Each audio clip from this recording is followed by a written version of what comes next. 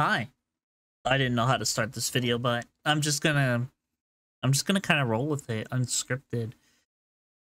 This is my review on Godzilla -1, and I'm gonna cut to the chase. Should you see the movie if you haven't already? If it's still out in theaters, yes, I I do think you should see the movie. I think you should see the movie,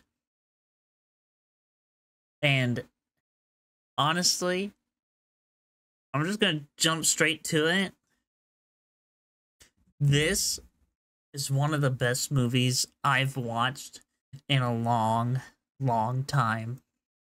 I kid you not. I know, it's weird. You're thinking to yourself, a Godzilla movie? It can't be that good. Big lizard go boom? And yes, big atomic lizard does go boom, but in the best way possible in this movie, okay? It is emotional. It has to deal with loss and tragedy.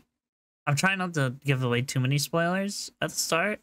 I will get into spoilers later on in the video, but I had to go and watch this movie twice before, and I've really had to sit and think about this movie and what I wanted to say for a while, because this movie left me with so many emotions when I first watched it, and it impacted me in a way I never thought a movie could, because I have been to the theater a lot, you know, and I've never felt like this way with characters ever. Like, I don't even know how to explain it. It was a totally different experience than what I am used to when I'm going to the theaters. Because when I go to the theaters and I watch a movie, I'm just expecting the same old turned out stuff, just like action, movie, adventure, blah blah blah, bad guy gets defeated, go boom, bang, you know? But usually the characters are kind of like, they're okay. They're not, you know, they're not the best in most movies, but in Godzilla -1, the characters are written unbelievably well in this movie. Unbelievably well. I'm gonna get into a tad spoiler at the very start of the movie, so this is a minor spoiler, but the main character is a runaway pilot, a kamikaze pilot. He decides that he doesn't want to go through with it, and he lands on an island at the start. All right? And there are so many consequences that come through after that decision, and he has to deal with the regret of being a survivor in something that he was told that he needed to die in.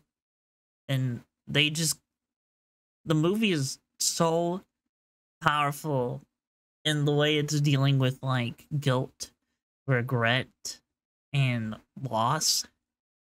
Like, you have these emotions going through this entire movie. It takes itself very seriously. This is a very serious movie. There are jokes in it, but it's not over the top, and it doesn't take you out of the movie ever.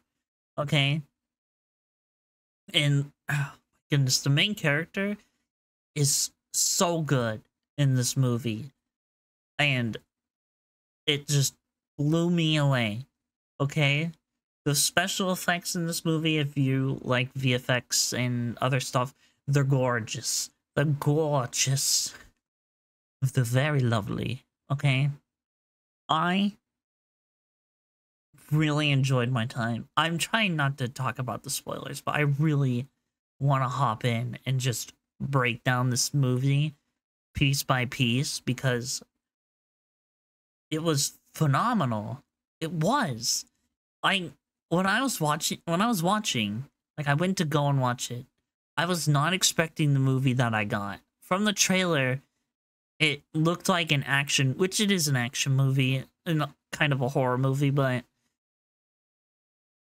like you don't get the same sense. That was an amazing trailer because it totally misdirected you in a very surprising, thoughtful way, where nothing was spoiled and the story was amazing.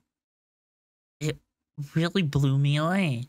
And I know that if you've come to my streams, I do goober and talk about Godzilla a lot. I am a Godzilla fan, but my introduction to Godzilla and stuff was with the 1998 movie with Zilla.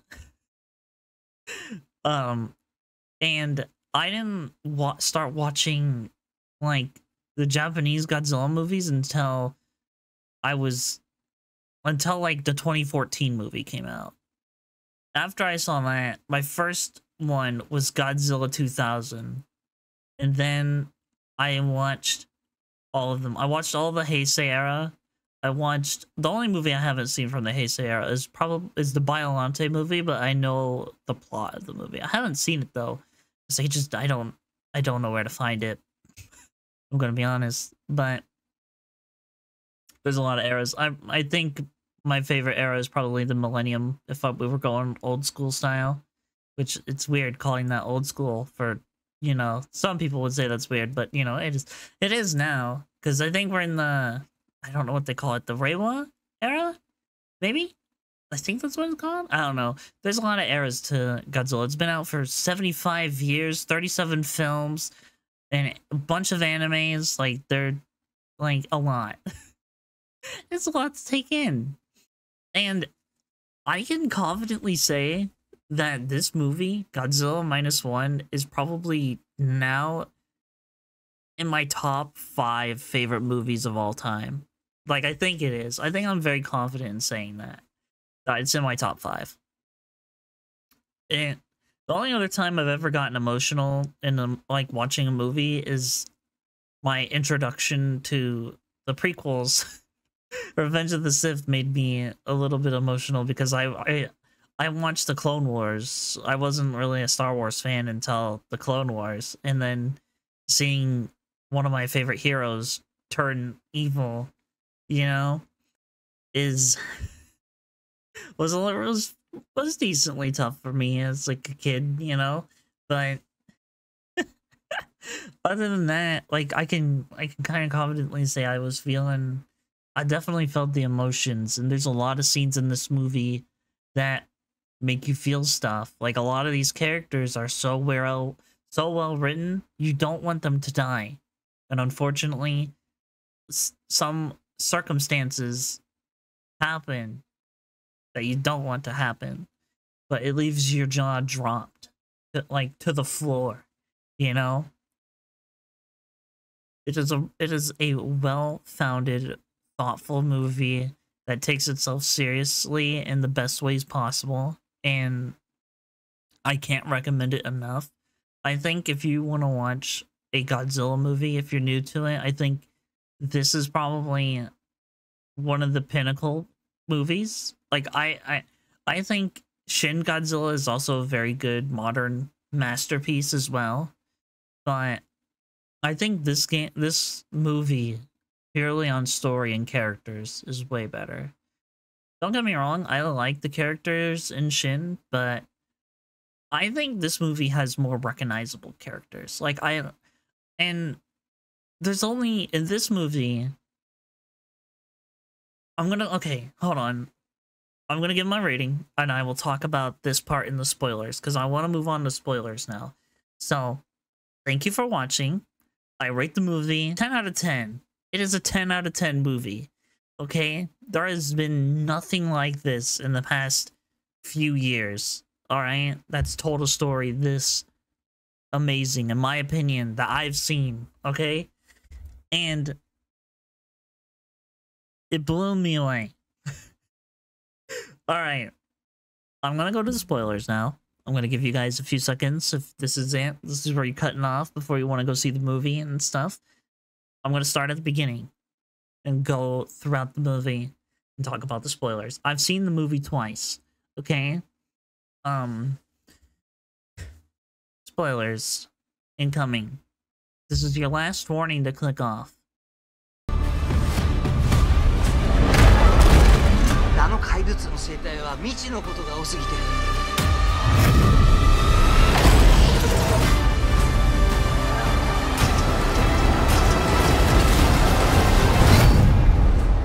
Everyone dies at the end of the movie. Okay, I'm joking. I just for all those people that were sticking around while they shouldn't have been.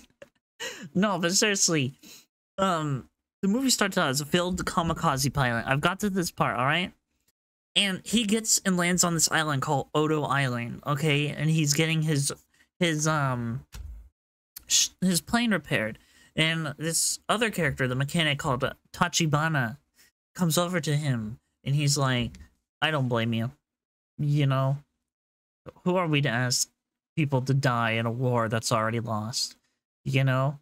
And it's really, really powerful in a sense where the main character is dealing with so many emotions, and not even like 5 minutes into the movie, Godzilla shows up and is a menace, okay? An absolute menace. They shine a light on him, and as soon as that spotlight hits him, he goes into kill mode, and he is killing people off left and right. And most of the deaths reminded me of like the T-Rex scene in Jurassic Park, and where he bites the dude off the toilet. But yeah, people are getting like chopped in half, stepped on, crushed, and you're just hearing screams as bullets firing. And the main character, before all that happens, he's told, hop in your plane and shoot it with your 20mm bullets. That thing cannot survive this. He gets in the plane and he is trembling as Godzilla is looking him straight in the eyes. He doesn't see him in the plane, okay?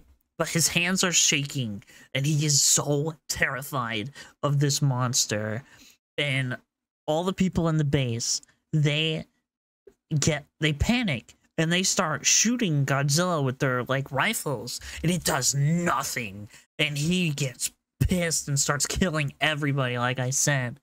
And the plane gets destroyed, the main character gets knocked out, and as he wakes up, all the bodies are there on the ground, and it is terrifying as the mechanic Tachibana walks over to him. They have a really emotional moment, and he hands him like photos of all the dead people's families and said, you could have prevented this.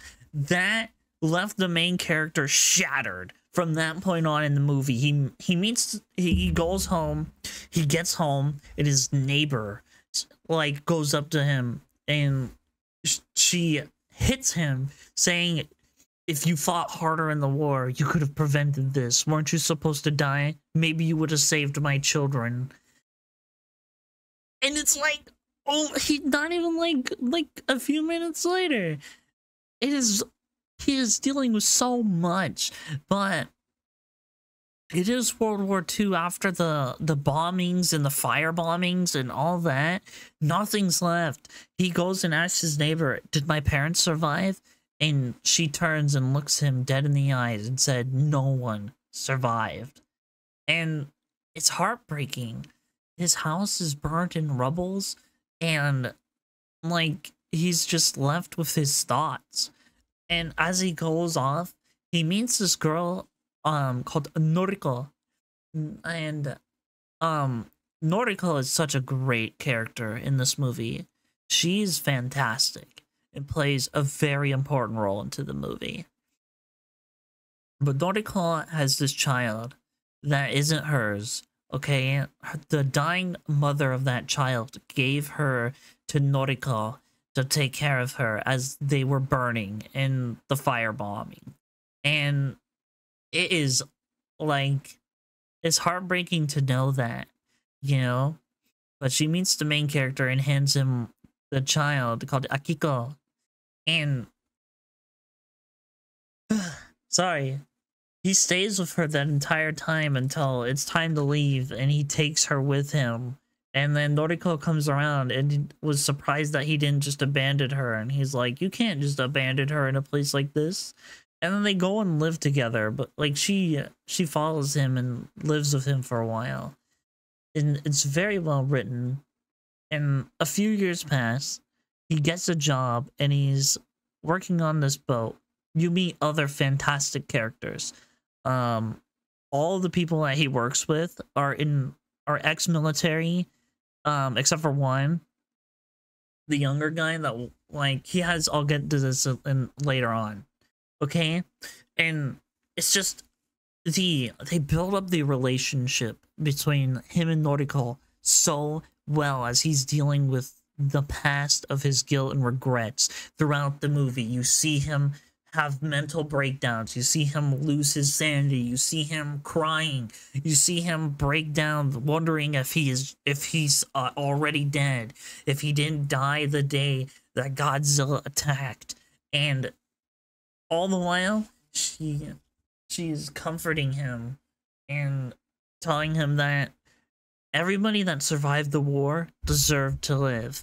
And that is so powerful in this movie. The message of this movie is to live, and it is a powerful message, and it is amazing. Okay, it just, oh my goodness, it made me so emotional. Okay, and as they're rebuilding their lives, he gets a job with those people before, and the younger kid was like, I wish the war lasted longer so I could have did honorable things for my family. And the main character grabs him by the shirt and says, it should be an honor that you never had to go to war, or something like that. It was powerful, okay? And they do a very, very great job building up these characters. He starts getting his life together until the nuclear bomb testing during like a few years later, okay, where the US is testing stronger atomic bombs, hits Odo Island, and Godzilla gets mutated in his form that you are going to see. And Godzilla is terrifying in this movie. He is going out of his way to kill, like, individual people. Okay? He's crazy evil in this movie. And it's beautiful. And I usually root for him, but in this movie, I didn't want any of the main characters to die. It was so heartbreaking. It was so hard. You know, watching them get in life and death scenarios where, like, everything was happening and you were like, no, this can't happen. And, like, honest to honest, like, the scene where they're on a boat and, okay, the scene where they're on a boat is crazy. It is so well done. The action in that scene is crazy good. And everybody gets blown away, literally. Okay? A few weeks pass, and after the battle, the main character wakes up, and Noriko gets a job in a new city, okay? And my gosh, it was so hard because they're like a makeshift family doing the best they can to raise Akiko. And Akiko was so adorable in this movie. She draws pictures and gives them to them, like, happy to have their family, even though before the main character doesn't feel like he deserves this. Like, in his mind, he thinks he doesn't deserve to live. He doesn't deserve any of the things that he has. He doesn't deserve nothing. That's what he's thinking, okay? Throughout this entire movie. And you want him and Noriko to get together so bad, okay? But he always Both of them are just doing their own things that they can do to survive at this point. Okay? And then a character death happens. Well, Noriko is in Ginza. Godzilla attacks, destroys literally everything. No, like people, buildings. You are seeing people die on screen, get crushed, thrown into concrete, and buildings falling on top of people, dogs. If you're a dog person, dogs do get slaughtered in this movie. It is heartbreaking and gut wrenching. Okay, um, and it's hard. It's hard. It's hard to watch as Godzilla is charging up one of his most iconic attacks, unlike anything we've seen before. His atomic breath is an atomic bomb. And as he launches that thing, it's like a shockwave. Goes out, destroys everything. And our main character tries to save Noriko in the moment, but Noriko pushes him out of the way into a safe, like, crevice as she gets taken away in the blast and is dead. And that scene was so heartbreaking because after that, like, I think, like, after that, the main character snapped. He wants Godzilla to die.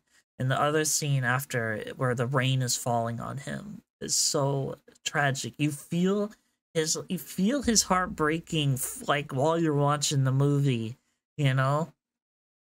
And his friends were like, if only you just married her and just did what you wanted, you know, while you had the time with her. He's like, don't you think I wanted to do that? And it's so hard. It's so hard. It's like really good. It's hard in a good way because it makes you feel things, you know? Uh, it's a very, like, and then they come up with this plan. They use real world science where they want to kill him with water pressure. They want to drag him down 1,500 meters under the sea and then pull him back up. They make this plan, and they're coming up with this plan. This is in the final act, okay? And oh my goodness, the plan is very smart.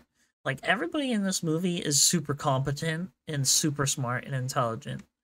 There is not a single clumsy person in this movie. There's not a single, like, monsterverse character, like, you know, where you just don't care about you care about every humans. Even like the captain on the ship is a great character, you know? And so it's so good. It's so good. I never expected this movie to be what it was when I watched it. When I was watching it, I was expecting it to be kind of like Godzilla 2000, where he's just going in destroying stuff, and, like, you know, people are trying to figure out ways to stop him, and then, you know, kind of like that. And then he just, like, sets the whole place on fire and calls it a day. But what we got was so much better. So much better. Like, in the final act, okay, the main character goes under, there's so many transformations. He's about to orphan Akiko, and it's so heartbreaking because he lies to her, saying, I'll be back, it'll be fine. And, you know, he pays the neighbor that's been helping taking care of Akiko, as they both had jobs. And he pays her to help pay for her livelihood and all that, gives her everything. And he is ready to finish what he was set out to do at the start of the movie. He is going to kamikaze Godzilla, and it is insane. They get Tachibana back in the movie to help fix the plane, since he said that it had to be him to avenge all the people on Odo Island. And it's so heartbreaking because they're, like, it's so heartbreaking Because you don't want him to die. He's such a great character. Okay, and they come with this plan. They have decoy ships, and he flies in this jet and starts distracting and luring Godzilla to the kill zone where they're in the sea. And everybody freaks out because they had to send a decoy ship in front so Godzilla would use his atomic breath to destroy that ship with like the cannons on it. You know, and nobody's on that ship because they rigged it to be like self-piloted, and they destroy it and everybody's freaking out. But the main, like, the one of the worker guys is like, it's okay, we've seen this happen before, he needs time to regenerate his body. And as you see his body, it's like all burned and like charred as his atomic breath is like, it hurts him as he uses it, so he has to regenerate his body. And it's very cool seeing that. And then they do the plan, they sink him down and they pull him up. But Godzilla ain't done. He's charging up his atomic breath because he's had time to heal, and he's very injured at this point when their plan goes off. And he is at a last resort. It is whoever gets the first attack off will win, and nothing but silence as you see Godzilla charging up his atomic breath, looking right at all the main characters' friends on that boat. And it is pure silence until all of a sudden the main character does what he's set out to do. And you think he's dead. For a few moments, you think he's dead. Unless you caught on to, on my second viewing, I caught on to the tiny details while I was watching the background more often. Because I'm a slow reader, so I was paying more attention to the words while watching the first time. So I was able to pay attention to the background. But they had an ejection seat for the first time. Well, not for the first time, I don't know that, but like, it's symbolically for the first time. You know, they're treating life seriously because they don't want him to live. And all of his friends, like before, were telling him, you can't abandon Akiko. You can't abandon her. You have to live. You have to live. You need to live. And all the time, the main character is like, I don't deserve it. I have to do this to honor those who have fallen before me. I have to, you know, I shouldn't have been the one to survive. And when he finally chooses to live, he succeeds in his mission, and Godzilla gets defeated. And it's very beautiful, you know? Oh, it was such a great movie. It had me going for so long. It was such a powerful, good movie, okay? And at the end, the reward for him choosing to live is he finds out Noriko survived the atomic blast. But it's not a super happy ending. As he gets to the hospital and he sees Noriko and she asks him, is your war finally over? And he just cries and hugs her. There's no kissing, no nothing like that. It's very, like, just like love with action and words, you know? Not like, you know, and I thought it was beautiful that they hugged and the camera slowly pans and you see on her neck she's got radiation poisoning. And if you know what radiation poisoning is, she's not gonna live for much longer. And it leaves you thinking, how long did he get to have his happy ending with Noriko? How long were they able to be a family? You know? It's heartbreaking. He gets his happy ending, but for how long?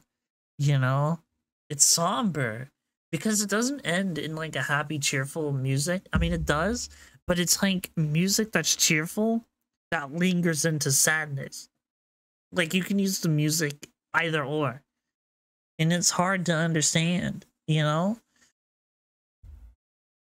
And it's so, like, it made me tear up when I saw Noriko again. Like, I honestly thought she died, you know?